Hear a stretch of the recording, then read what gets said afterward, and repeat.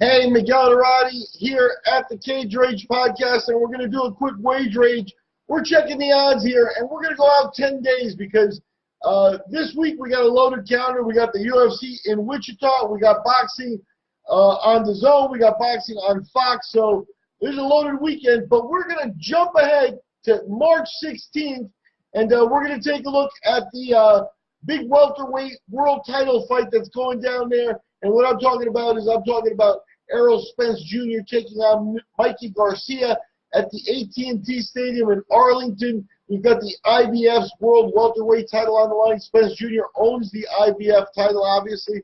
Mikey Garcia leaping up 2 weight classes from the lightweight division to try to take the belt. And this is going to come to us on Fox pay-per-view, so we're going to get a pay-per-view out of this. We'll see if it's a huge pay-per-view or if they're disappointed afterwards in the numbers. The pay-per-view model sort of going away, but here we get a big one with a nice support card as well. At any rate, right now we got the Spence Jr. Mikey Garcia match at the sport books, and as expected, you've got Spence Jr. a big favorite. Garcia a plus 345 underdog right now, 10 days out. Spence Jr. minus 430, over 4-1 favorite. Errol Spence Jr. The over/under 9.5 on the 12-round bout, with the over at minus 165 and the under at plus 135. So I guess people are expecting Mikey Garcia to write it out. Now, let's talk about this. When this fight was announced, Garcia, people were basically asking Garcia why. Why are you calling out a guy 2 divisions up who's also talented? And, it just didn't seem like a smart move. Garcia has options, including Vasil Lomachenko, other options at the lightweight class, maybe even at 140, without visiting the 147-pound class.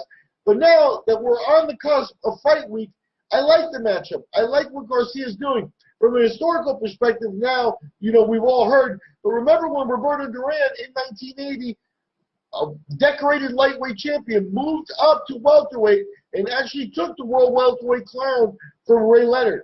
Ray Leonard, an all-time great. Roberto Duran, an all-time great. Errol Spence, Mikey Garcia. Are we talking all-time greats? That's what I like about the matchup. Mikey Garcia wants you to say Mikey Garcia is an all-time great. That's why he took this fight.